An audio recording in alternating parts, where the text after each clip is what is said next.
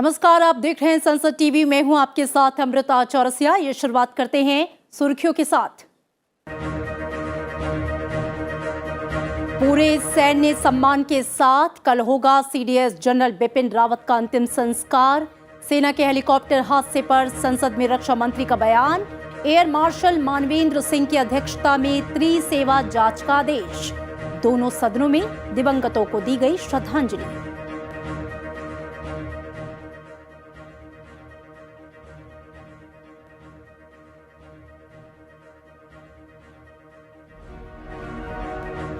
राज्यसभा में चर्चा के बाद national institute of pharmaceutical education and research संशोधन विधेयक को मिली मंजूरी।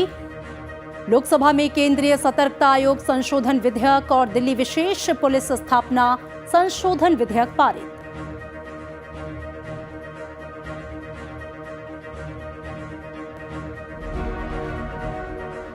संयुक्त किसान मोर्चा का 1 साल से जारी आंदोलन खत्म करने का ऐलान। सरकार की ओर से बाकी मांगों पर प्रस्ताव मिलने के बाद फैसला। 15 जनवरी को मोर्चे की समीक्षा बैठक। 11 दिसंबर से घर लौटेंगे प्रदर्शनकारी।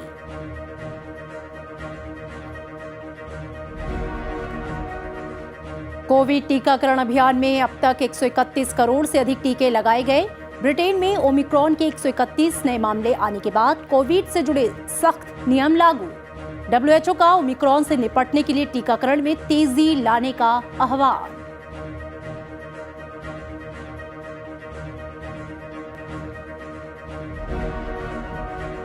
अमेरिका के बाद ब्रिटेन, कनाडा और ऑस्ट्रेलिया ने भी बीजिंग शीतकालीन ओलंपिक के राजनयिक बहिष्कार का किया ऐलान। चीन में मानवाधिकार उल्लंघन को लेकर फैसला। चीन का पलटवार, कहा बहिष्कार की चुकानी होगी कीमत।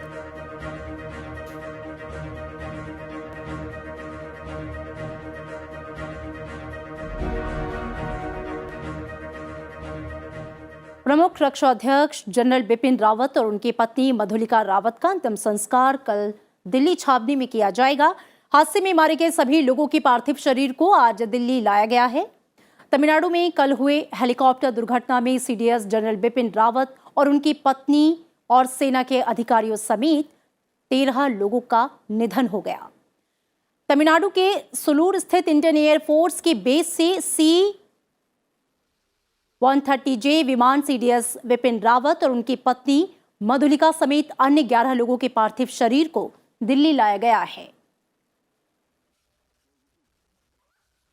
और ये सीधी तस्वीरें आप देख सकते हैं अपनी टीवी स्क्रीन पर।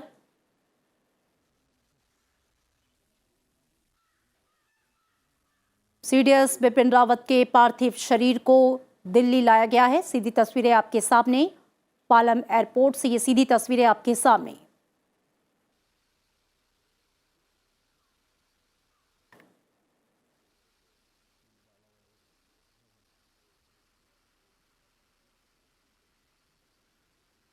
थोड़ी देर में प्रधानमंत्री नरेंद्र मोदी, रक्षा मंत्री राजनाथ सिंह समेत कई लोगों के दिवंगतों को श्रद्धांजलि देने के लिए पहुंचने की वहां पर उम्मीद है।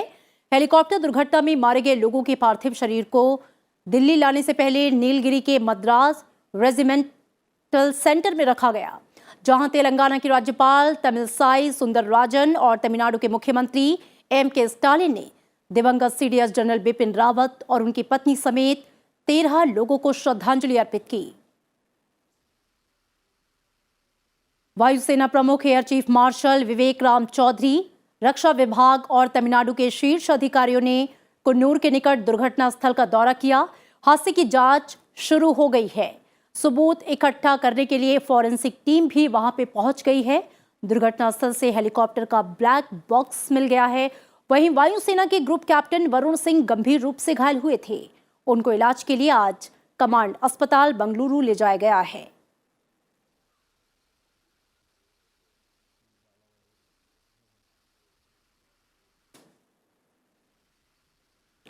रक्षा मंत्री राजनाथ सिंह ने कल तमिलनाडु में हुई सेना के हेलीकॉप्टर क्रैश घटना को लेकर संसद के दोनों सदनों में आज बयान दिया। अपने बयान में रक्षा मंत्री ने घटना का सिलसिलेवार ब्यौरा सदन में रखा। उन्होंने कहा कि वायुसेना ने एयर मार्शल मानवेंद्र सिंह की अध्यक्षता में हेलीकॉप्टर दुर्घटना के संबंध में एक त्रिसेवा जांच के आदेश दिए हैं।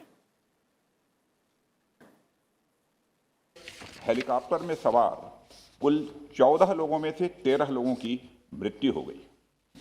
जिन लोगों की दुर्भाग्यपूर्ण मौतें हुई उनमें चीफ ऑफ डिफेंस स्टाफ और उनकी धर्मपत्नी श्रीमती मधुलिका रावत, उनके रक्षा सलाहकार brigadier Lakhwinder Singh Lidder, staff officer lieutenant colonel Harjinder Singh और एयर फोर्स हेलीकॉप्टर क्रू समेत आर्म्ड फोर्सेस के अन्य 9 लोग शामिल हैं। उनके नाम हैं wing commander Prithvi Singh Chauhan, squadron leader Kuldeep Singh, junior warrant officer Rana Pratap Das, junior warrant officer Arakkal Pradeep, Harvinder Satpal Rai, Naik Gurusewak Singh, Naik Jitendra Kumar, lance Naik Vivek Kumar, lance Naik B Sai Teja. Group captain Varun Singh Wellington के मिलिट्री हॉस्पिटल में लाइफ सपोर्ट पर हैं और उन्हें बचाने के हर संभव प्रयास किए जा रहे हैं।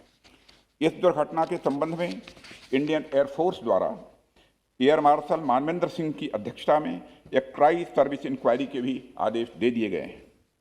इंक्वायरी टीम के ऑफिसर्स ने कल ही वेलिंगटन पहुंचकर अपना कार्य भी प्रारंभ कर दिया है। रक्षा मंत्री ने कहा कि CDS general Bipin Rawat CDS का पूरे सैन्य सम्मान के साथ अंतिम संस्कार किया जाएगा। चीफ ऑफ डिफेंस स्टाफ का अंतिम संस्कार फुल मिलिट्री ऑनर्स के साथ किया जाएगा और अन्य सभी मिलिट्री पर्सनल का अंतिम संस्कार भी एप्रोप्रिएट मिलिट्री ऑनर के साथ किया जाएगा। अध्यक्ष महोदय, अंत में मैं देश की ओर से सभी दिवंगत लोगों को हार्दिक श्रद्धांजलि अर्पित करता हूं और उनके परिवारजनों के प्रति अपनी संवेदना भी व्यक्त करता हूं। संसद के दोनों सदनों में हेलीकॉप्टर हादसे में शहीद हुए दिवंगतों को श्रद्धांजलि दी गई।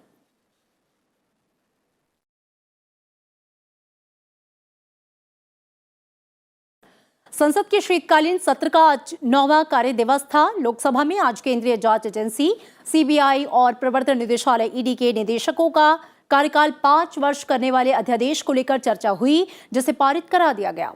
कार्मिक, लोक शिकायत और पेंशन राज्य मंत्री डॉक्टर जितेंद्र सिंह ने केंद्रीय सतर्कता आयोग संशोधन विधेयक 2021 और दिल्ली विशेष पुलिस स्थापना संशोधन विधेयक 2021 को पेश किया। डॉक्टर जितेंद्र सिंह ने विधेयक पर हुई चर्चा का जवाब देते हुए कहा कि सरकार बड़े अपराधों को रोकने और देश को मजबूत बनाने के लिए प्रभावी व्यवस्था बना रही है और इसी उद्देश्य से सीबीआई और ईडी के प्रमुखों को सेवा विस्तार देने संबंधी 2 विधेयक लाए गए। The extension again is going to be by the same process by which the appointment has been made. And who is there in the selection committee? For CBI, selection committee consists of Honorable Prime Minister, Honorable Leader of Opposition in the Lok Sabha and Chief Justice of Supreme Court. हमने इसकी सीमा तय कर दी, maximum 5 साल, पहले तो थी ही नहीं। और इससे पहले चर्चा में विभिन्न दलों के सदस्यों ने हिस्सा लिया। By virtue of Article 123, this type of ordinance cannot be promulgated. This is taking away the right of the parliament's supremacy in the legislative domain. That cannot be accepted. Let the director CBI and the director of the Enforcement Directorate have a fixed tenure. Okay. You want to have a fixed tenure of 5 years? There is no difficulty with that. You want to have a fixed tenure of 3 years? There is absolutely no difficulty with that. But have a fixed tenure. Enforcement Directorate to fight all the white-collar crimes and not allow them for a better collective wisdom is double standards of this House. And therefore, I stand here to say that this bill brings in that requisite strength to our departments to fight all the crimes that are in the country. In our entire country, wherever an investigating agency is there, wherever any top police officers are there, top income tax officers are there, their tenure in a sensitive post, one should not remain more than 2 to 3 years. It is an established principle in this country, and it is an established principle in the service jurisprudence itself. Let's put a robust system. We will walk the talk. We will support you to have a clean India, which is very efficient, to do ease of business, which is zero corruption. We appreciate your intervention, but not at the cost of any political bullying. We will stand up for it. Rajya Sabha से national institute of pharmaceutical education and research संशोधन विधेयक 2021 को चर्चा के बाद ध्वनिमत से मंजूरी दी गई। केंद्रीय स्वास्थ्य और परिवार कल्याण मंत्री मनसुख मांडविया ने विधेयक पर हुई चर्चा का जवाब दिया। उन्होंने कहा कि विधेयक का मकसद कई औषध संस्थाओं को राष्ट्रीय महत्व के संस्थान का दर्जा देने व स्नातक स्तर की डिग्री को मंजूरी देना और उन्हें आत्मनिर्भर बनाना है। ये बिल राष्ट्रीय फार्मास्यूटिकल शिक्षा और अनुसंधान एक्ट 1998 में संशोधन करता है। विधेयक में देश के 6 औषधि शिक्षा और शोध संस्थानों को राष्ट्रीय महत्व का दर्जा देने का प्रस्ताव किया गया है।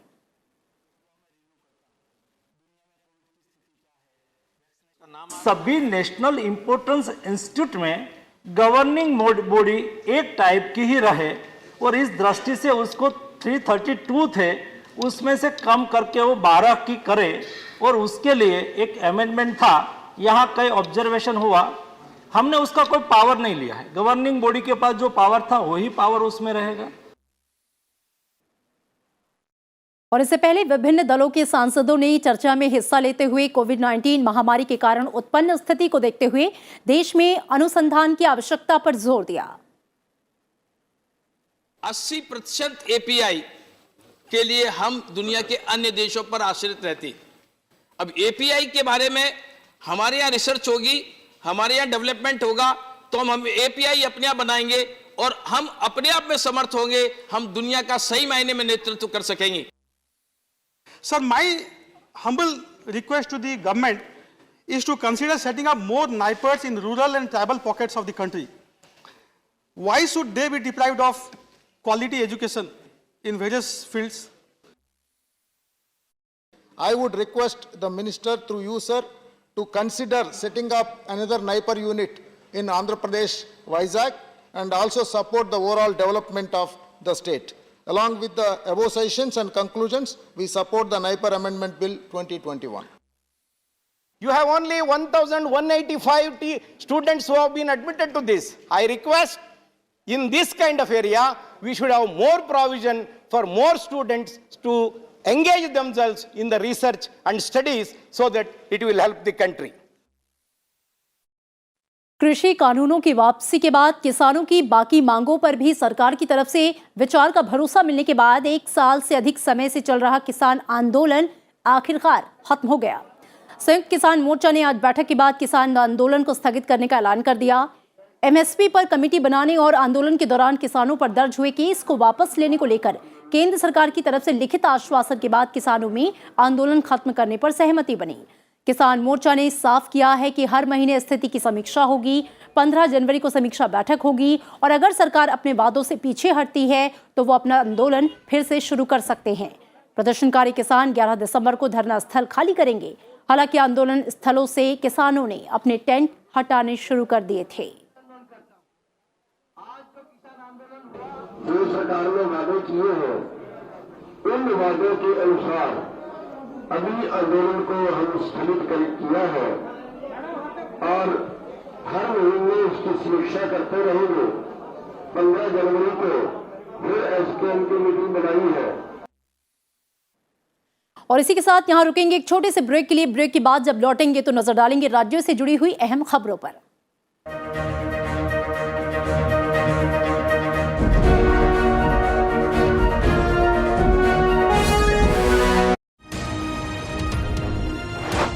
Despite the pandemic, allegations that Russian troops have amassed along the Ukrainian border, he found the time to come and meet a friend of long standing.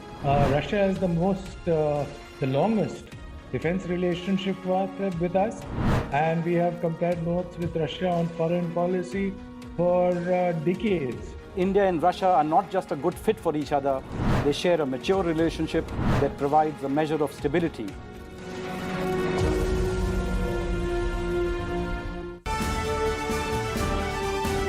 Watch Perspective on Sunset TV at 9:30 p.m.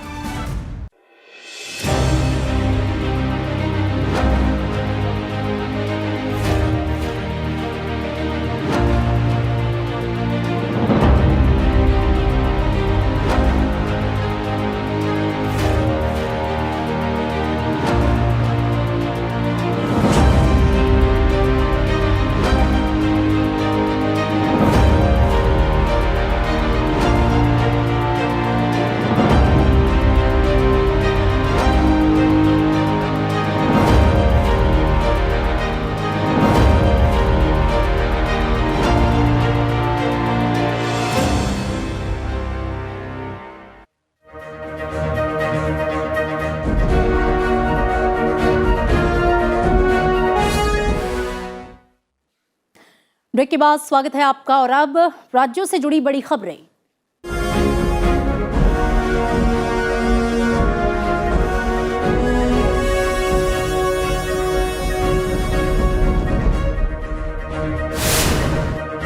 केंद्रीय मंत्री पीयूष गोयल ने destination Tripura investment summit 2021 को संबोधित करते हुए कहा कि प्रदेश में पिछले 4 वर्षों में विप्लव देव के नेतृत्व में बीजेपी सरकार ने ईमानदारी से काम किया।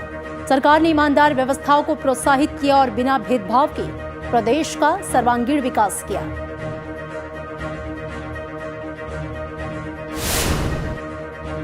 उत्तराखंड विधानसभा का शीतकालीन सत्र आज से शुरू हो गया है। सत्र के पहले दिन आज chief of defence staff general Bipin Rawat को श्रद्धांजलि दी गई। इसके बाद सदन को स्थगित कर दिया गया। वहीं विधानसभा की कार्य मंत्रणा समिति की बैठक में सत्र की अवधि 1 दिन बढ़ाने का फैसला लिया गया, यानी अब सत्र 11 दिसंबर तक चलेगा।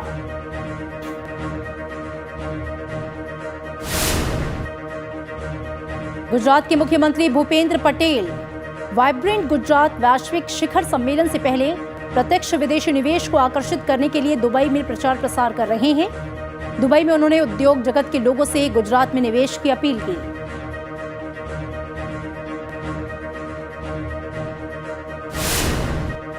पश्चिम बंगाल की मुख्यमंत्री ममता बनर्जी ने राज्य सरकार की नौकरियों में स्थानीय भाषा जानने वालों को प्राथमिकता देने की बात कही। मालदा में प्रशासनिक समीक्षा बैठक के दौरान ममता बनर्जी ने कहा कि ये चलन प्रशासनिक कार्य को सुचारू बनाएगा।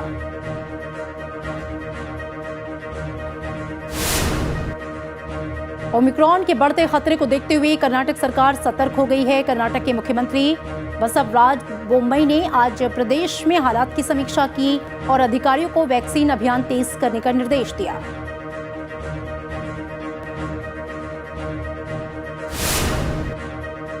मध्य प्रदेश के इंदौर और भोपाल में कमिश्नर प्रणाली लागू करने का नोटिफिकेशन जारी किया गया है। इस प्रणाली के जारी होने के बाद अब एडीजी स्तर के अधिकारी इंदौर और भोपाल के पुलिस कमिश्नर होंगे। मध्य प्रदेश के गृह मंत्री नरोत्तम मिश्रा ने कहा कि कानून व्यवस्था की समस्या से निपटने के लिए ये फैसला लिया गया है।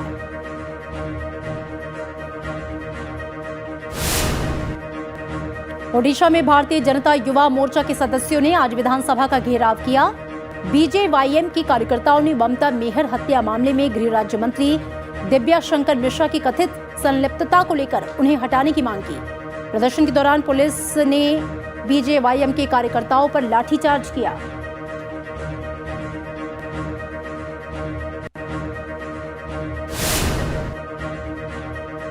गुजरात में ओमिक्रॉन का मामला सामने आने के बाद से अहमदाबाद नगर निगम सजग हो गया है। नगर निगम के हेल्थ डिपार्टमेंट के जरिए बढ़ते कोरोना के खतरे के बीच शादियों में चेकिंग शुरू कर दी गई है। वैक्सीनेशन सर्टिफिकेट की चेकिंग के साथ साथ लोगों को मौके पर ही टीके लगाए जा रहे हैं।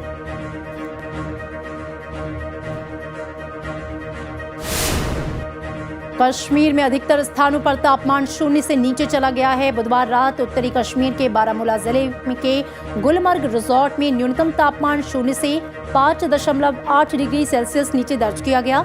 यह घाटी का सबसे ठंडा क्षेत्र रहा।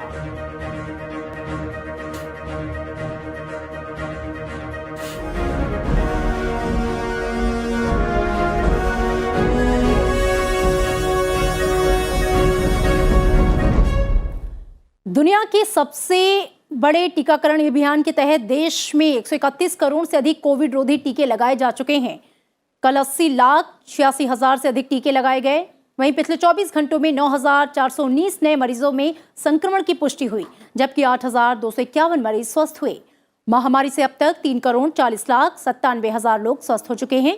देश में इस समय 94,742 मरीज संक्रमित हैं। संक्रमण से स्वस्थ होने की राष्ट्रीय दर 98.36% हो गई है, जो कि मार्च 2020 के बाद सबसे अधिक है।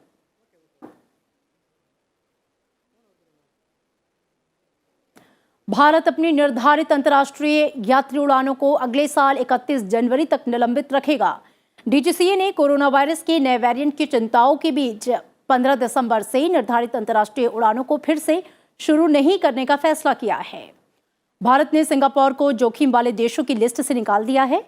हालांकि यूनाइटेड किंगडम, दक्षिण अफ्रीका, ब्राजील, दक्षिण अफ्रीका और चीन सहित 12 देश अभी भी इस लिस्ट में शामिल हैं। इन देशों से आने वाले यात्रियों को आगमन के बाद टेस्टिंग सहित अतिरिक्त उपायों का पालन करना होगा। ब्रिटेन में कोरोना वायरस के नए वेरिएंट के 131 नए मामले सामने आने के बीच प्रधानमंत्री बोरिस जॉनसन ने कोविड से जुड़े सख्त नियमों को शुक्रवार से लागू करने की घोषणा की है। इसमें जहां तक संभव हो लोगों को वर्क फ्रॉम होम करने के साथ अधिकतर स्थानों पर मास्क पहनना अनिवार्य होगा। सार्वजनिक स्थलों पर प्रवेश के लिए टीकाकरण प्रमाण पत्र दिखाना होगा। ब्रिटेन में अब तक ओमिक्रॉन के नए वेरिएंट कुल 568 मामलों की पुष्टि हुई है। विश्व स्वास्थ्य संगठन ने दुनिया के सभी देशों की सरकारों को कोविड रोकथाम उपायों का आकलन करने और नए वेरिएंट ओमिक्रॉन से निपटने के लिए टीकाकरण में तेजी लाने को कहा है। संगठन ने कहा कि ये कहना जल्दबाजी होगी कि मौजूदा टीके नए वेरिएंट पर कितने प्रभावी होंगे। WHO के महासचिव ने कहा कि नए वेरिएंट के वैश्विक प्रसार से पता चलता है कि कोविड महामारी के फैलाव पर इसका गहरा असर पड़ सकता है। उन्होंने इसके लिए सभी देशों की निगरानी, परीक्षण और सीक्वेंसिंग बढ़ाने पर सलाह दी है।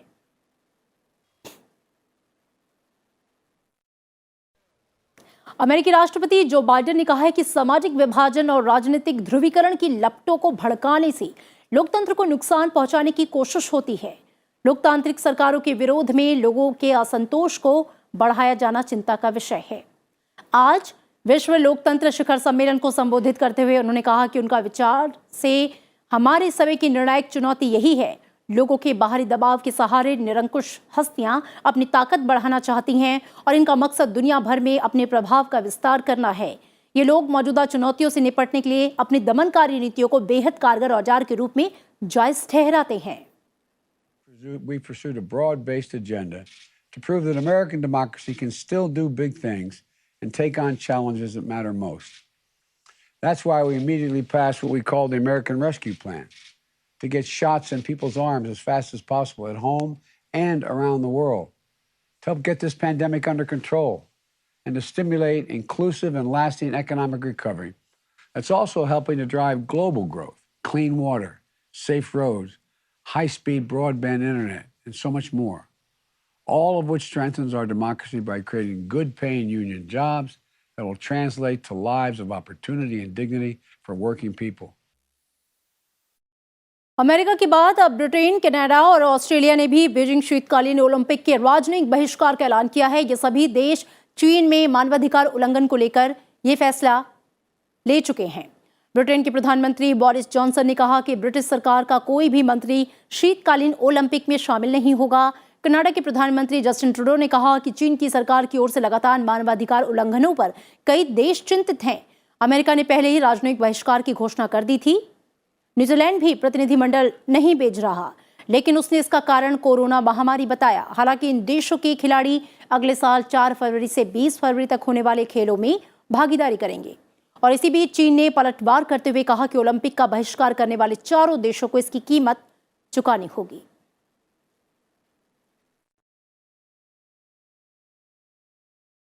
और आज संविधान सभा की पहली बैठक के 75 वर्ष पूरे होने के अवसर पर संविधान निर्माताओं के योगदान को याद किया गया। संविधान सभा की पहली बैठक 9 दिसंबर 1946 को हुई थी। उपराष्ट्रपति एम वेंकैया नायडू ने अपने संदेश में कहा कि इस ऐतिहासिक दिन पर संवैधानिक मर्यादाओं के प्रति अपनी आस्था को दोहराएं और हमारे राष्ट्रीय नायकों के सपनों के भारत के लिए अपनी प्रतिबद्धता को दृढ़ करें। इस ऐतिहासिक मौके पर प्रधानमंत्री ने अपने संदेश में कहा कि भारत के अलग अलग हिस्सों, अलग अलग पृष्ठभूमि और यहाँ तक कि अलग अलग विचारधाराओं के प्रतिष्ठित लोग एक उद्देश्य के साथ एक साथ आए, जिनका मकसद भारत के लोगों को एक योग्य संविधान देना था। इन महानुभावों को नमन करता हूं। लोकसभा अध्यक्ष ओम बिरला ने कहा कि 1946 में आज के ही दिन संविधान सभा की पहली बैठक हुई थी। इस बैठक ने हमारे महान मनीषियों ने एक ऐसी यात्रा प्रारंभ की जिसकी परिणति संविधान के रूप में साकार हुई।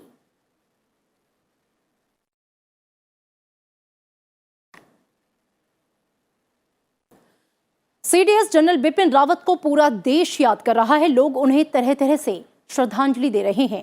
वो हर मुद्दे पर काफी बेबाकी और प्रभावी तरीके से अपनी बात रखते थे। आइए देखते हैं उनके कुछ दमदार बयानों को। अक्सर देखा गया है कि लोग भारतीय सेना को एक एम्प्लॉयमेंट का जरिया मानते हैं, नौकरी हासिल करने का जरिया। मैं आपको एक चेतावनी देना चाहूंगा कि ये गलतफहमी अपने दिमाग से दूर निकाल दीजिए। भारतीय सेना एक नौकरी का जरिया नहीं है। बहुत सारे पॉलिटिकल पार्टी ये कहते हैं कि सेना को पॉलिटिक्स से दूर रहना चाहिए, तो आपका क्या व्यू है इस पर? हम दूर रहते हैं, हम बहुत दूर रहते हैं पॉलिटिक्स। आपके राजनीतिक झुकाव की बात की गई है विरोध करते हुए, आपके राजनीतिक झुकाव की बात की गई है। ऐसा है, हम लोग जो हैं, जो गवर्नमेंट इन पावर होती है, उनके आदेशानुसार कार्रवाई करते हैं। हमारी जो सेना है, हम अमन और शांति चाहते हैं, लेकिन अमन और शांति का मकसद ये नहीं है कि हम कमजोर हैं। हम हर तरफ से काबिल हैं, ताकतवर हैं, और अगर जरूरत आई तो हम किसी भी तरह से ताकत इस्तेमाल करने में पीछे नहीं हटेंगे। Our troops on the border should not feel that it cannot happen again, or it cannot happen in another sector again. So what I was trying to say is that it is always better to remain prepared and alert than think that these things will not happen. We have been seeing some aggressive actions by the Chinese, but we are capable of handling these in the best suitable way. These surgical strikes were a message that we had communicated, and that if required, and if the adversary does not behave, then if we have to continue with these kind of activities and events, we will continue. But there are other ways of doing these things also. It did not take the same form. यह सफलता एक चुनौती है, इसे स्वीकार करो तुम।